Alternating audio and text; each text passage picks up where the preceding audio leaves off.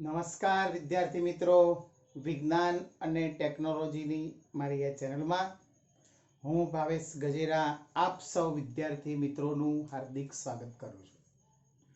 બાળકો, ધોરણ 9 એનો પ્રકરણ નંબર 9 અને એનો તાસ નંબર 4 નો આજે આપણે અભ્યાસ કરવા જઈ રહ્યા છીએ.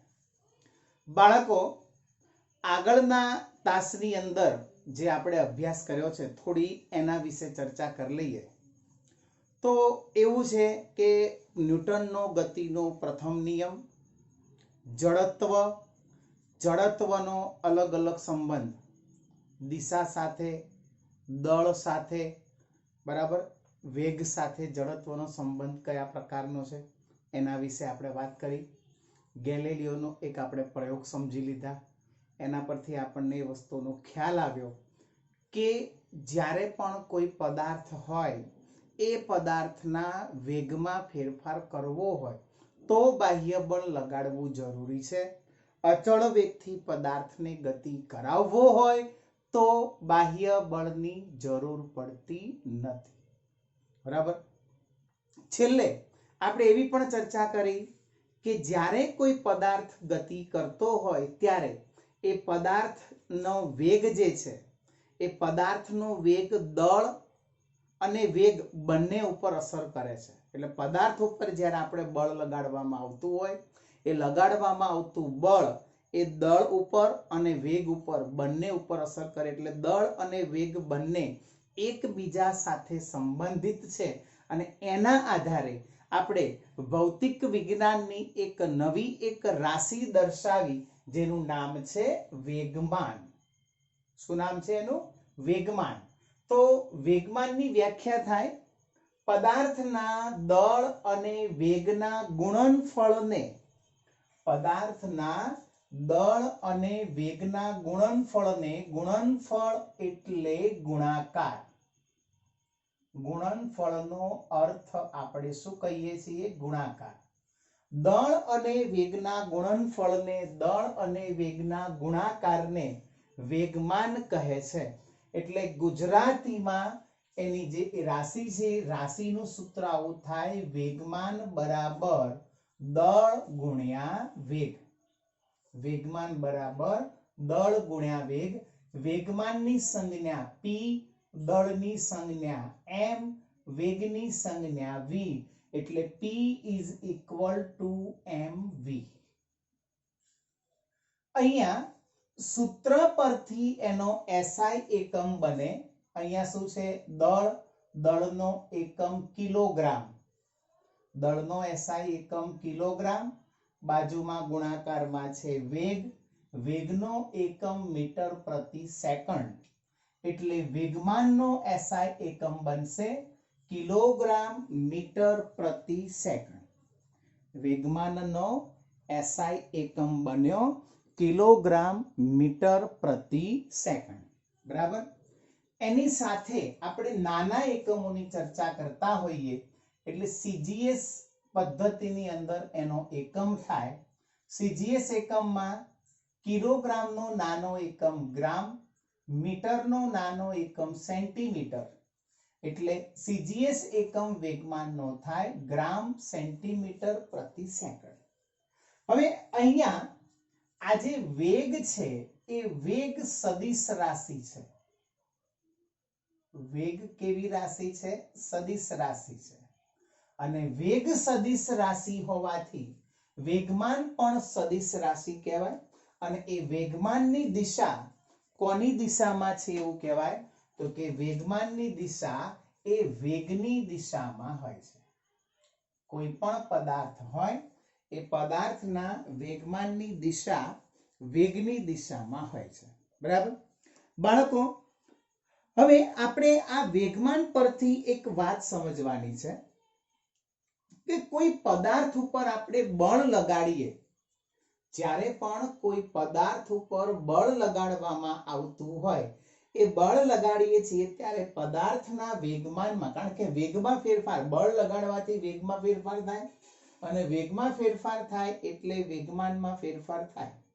તો વેગમાનમાં જે ફેરફાર થાય છે એ ફેરફાર એ બળ અને બળ કેટલા સમય સુધી લાગે છે એની સાથે સંબંધિત છે અને એના આધારે આપણે ન્યૂટનના ગતિના બીજા નિયમની ચર્ચા કરીશું. ઓકે, તો એક અહીંયા આપણે એક કિસ્સો ધારી લઈએ છીએ. ધારો કે એક ખરાબ બેટરી વાળી કાર છે, એટલે બંધ પડી છે, બેટરી ખરાબ થઈ ગઈ છે એટલે કાર રસ્તા ઉપર બંધ પડી છે. તમને બધાને ખબર હશે કે ખરાબ બેટરી વાળી કાર હોય તો એ કારને ધક્કો મારવાથી, ગાડીને ધક્કો મારવાથી એ કારનું એન્જિન ફરીથી શરૂ કરી શકાય છે. બરાબર? એટલે એ કારને સુરેખ રસ્તા ઉપર 1 મીટર પ્રતિ સેકન્ડનો વેગ પ્રાપ્ત કરાવવા માટે ધક્કો મારવામાં આવે છે, જે એનું એન્જિન ચાલુ કરવા માટે પૂરતું છે. ખરાબ બેટરી વાળી કારને સુરેખ રસ્તા પર 1 મીટર પ્રતિ સેકન્ડનો વેગ પ્રાપ્ત કરાવવા માટે એને ધક્કો મારવામાં આવે છે. આ ધક્કો એન્જિન ચાલુ કરવા માટે પૂરતો છે. તો આપણે હવે બે જણા ભેગા થાય, કારને ધક્કો મારે છે. હવે પહેલા જે બે જણા ભેગા થયા છે એ કારને ખાલી એમ ટચ કરી મૂકી દે છે, એટલે એવું કહીએ ક્ષણિક ધક્કો મારે છે. મૂકી દીધો, ક્ષણિક ધક્કો મારે છે. તો શું એન્જિન ચાલુ થશે? નહીં થાય. પરંતુ એને સતત થોડાક સમય સુધી ધક્કો મારવામાં આવશે તો કારના વેગમાં ફેરફાર થઈને એ કાર 1 મીટર પ્રતિ સેકન્ડનો વેગ પ્રાપ્ત કરશે અને પછી એન્જિન ચાલુ થશે. તમે સમજો, બે વ્યક્તિ કારને ક્ષણિક ધક્કો મારે છે, એટલે કે 1 સેકન્ડ માટે ધક્કો મારે છે અને પછી છોડી દે છે, તો એમાં કારનું એન્જિન ચાલુ થશે નહીં. પણ જો એને સતત થોડાક સમય સુધી ધક્કો મારવામાં આવશે તો કાર 1 મીટર પ્રતિ સેકન્ડનો વેગ પ્રાપ્ત કરશે અને એન્જિન ચાલુ થશે. ટૂંકમાં કારના વેગમાનમાં ફેરફાર કરવા માટે એ જે ફેરફાર છે એ માત્ર બળના મૂલ્ય વડે માપી શકાય નહીં. અહીંયા પહેલા વેગમાન 0 હતું, પછી 1 મીટર પ્રતિ સેકન્ડના વેગથી વેગમાન થયું એટલે વેગમાનમાં ફેરફાર થયો, પણ એ માત્ર બળના મૂલ્ય વડે જેટલું બળ 1 સેકન્ડ માટે લગાવવામાં આવ્યું છે એટલું જ બળ 10 સેકન્ડ માટે લગાવવામાં આવે છે. એટલે માત્ર બળના મૂલ્ય વડે માપી શકાતું નથી, બળ કેટલા સમય સુધી લગાડવામાં આવે છે એના ઉપર પણ આધાર રાખે છે. બરાબર? એટલે બળને વેગમાનનો ફેરફાર ડેલ્ટા પી અને સમયગાળો ડેલ્ટા ટી બંને સાથે સંબંધ છે. પદાર્થ ઉપર પદાર્થના વેગમાં ફેરફાર કરવા માટે જે બળ લગાડવામાં આવે છે એ બળને વેગમાનનો ફેરફાર ડેલ્ટા પી અને સમયગાળો, એટલે કે એ ફેરફાર કરવા માટે જે બળ લગાવવામાં આવે છે એ બળ કેટલા સમય સુધી લગાવવામાં આવે છે એ ડેલ્ટા ટી, એ બંને સાથે સંબંધ છે. અને આ સંબંધ આપણને શાના પરથી મળ્યો છે?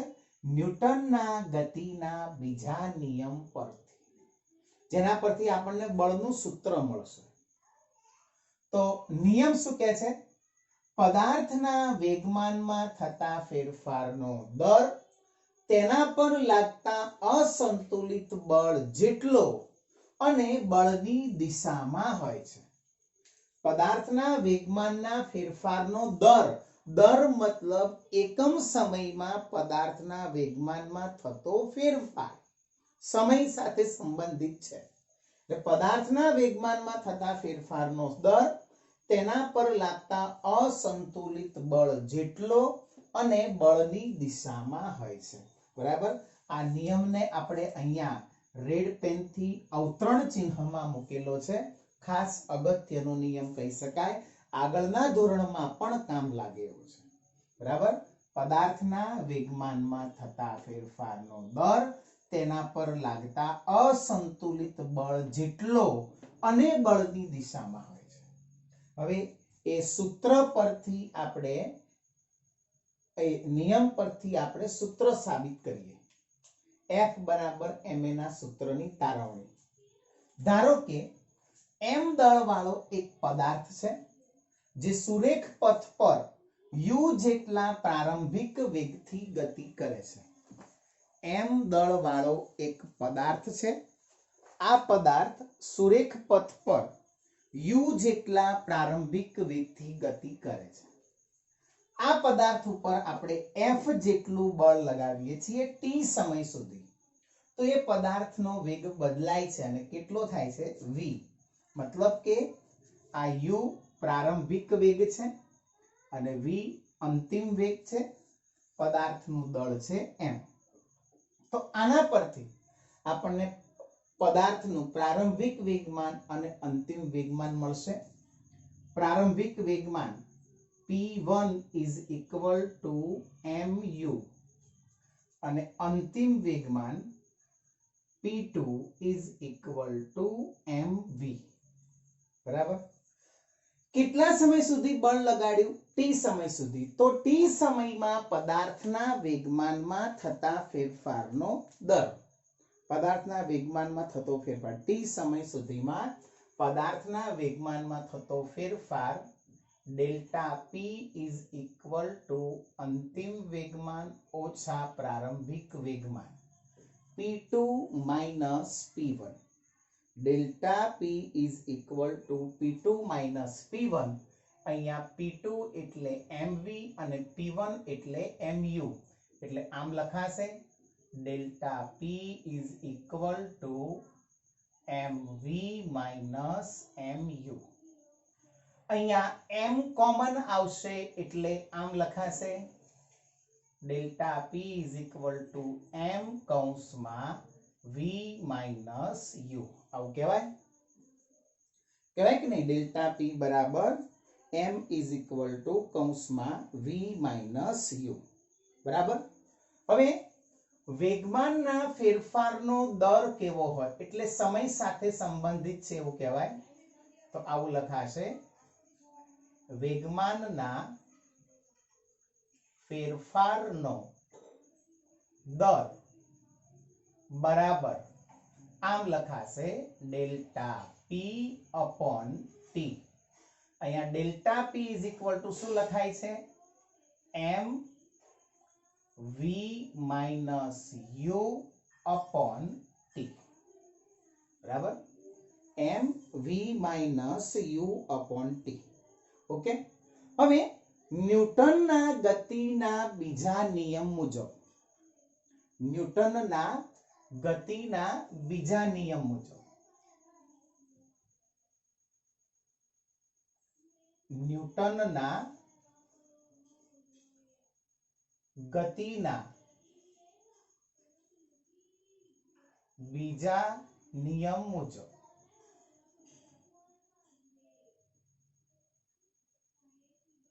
શું લખ્યું છે? ન્યૂટનનો ગતિનો બીજો નિયમ, વેગમાનમાં થતા ફેરફારનો દર અસંતુલિત બળ જેટલો, એટલે કે અસંતુલિત બળ કેટલું કીધું છે અહીંયા આપણે? f.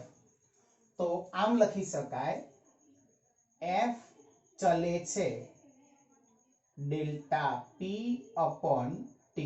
આવું કહેવાય? f ચલે છે ડેલ્ટા p upon t. તો આના પરથી આપણે આમ લખી શકાય f ચલે છે m v minus u upon t. બરાબર.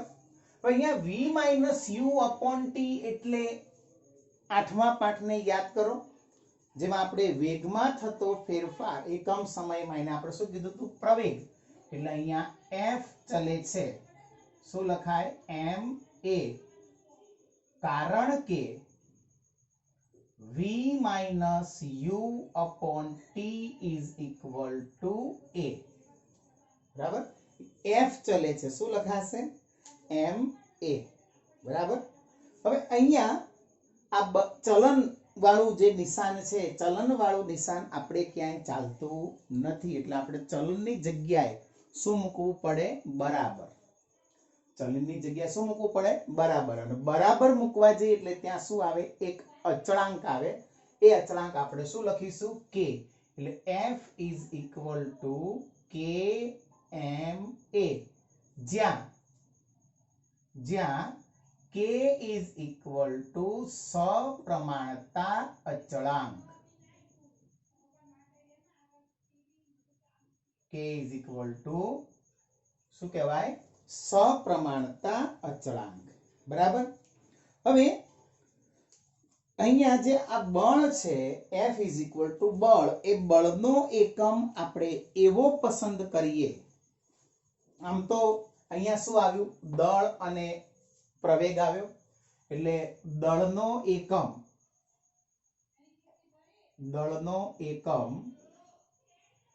કિલોગ્રામ અને પ્રવેગનો એકમ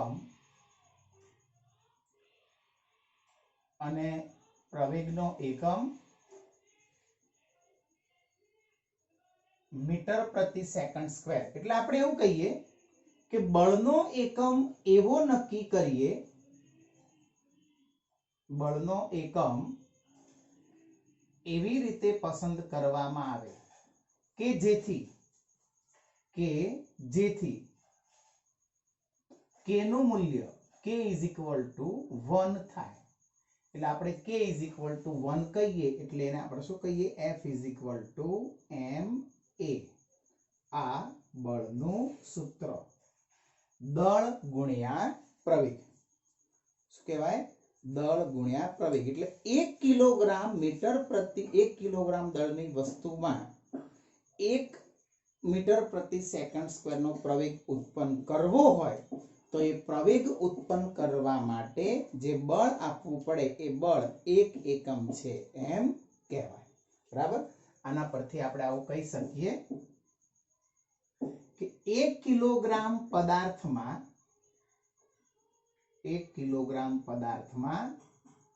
1 મીટર પ્રતિ સેકન્ડ સ્ક્વેર પ્રવેગ ઉત્પન્ન કરવા માટે 1 મીટર પ્રતિ સેકન્ડ સ્ક્વેર પ્રવેગ ઉત્પન્ન કરવા માટે બળ 1 એકમ છે એમ કહેવાય. બરાબર.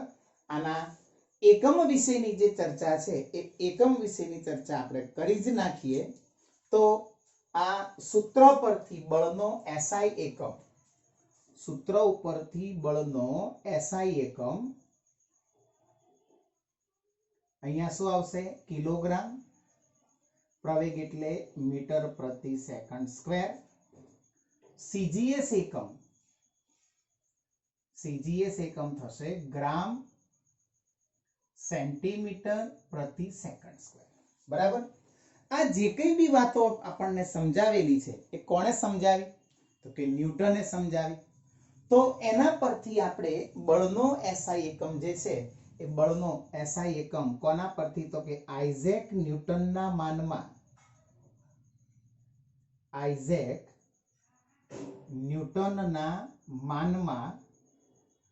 બળનો SI એકમ, આઇઝેક ન્યૂટનના માનમાં બળનો SI એકમ શું લેવામાં આવે છે? ન્યૂટન, જેને આપણે લખીશું કેપિટલ N. બરાબર. જ્યારે કોઈ એકમ વૈજ્ઞાનિકના માનમાં આપવામાં આવે ત્યારે એની વ્યાખ્યા થાય. એટલે 1 ન્યૂટન બળ એટલે શું? તો 1 કિલોગ્રામ પદાર્થમાં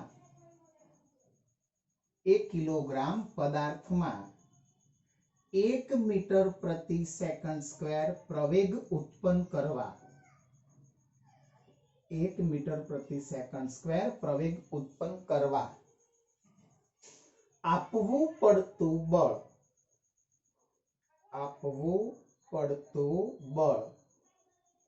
1 ન્યૂટન છે તેમ કહેવાય.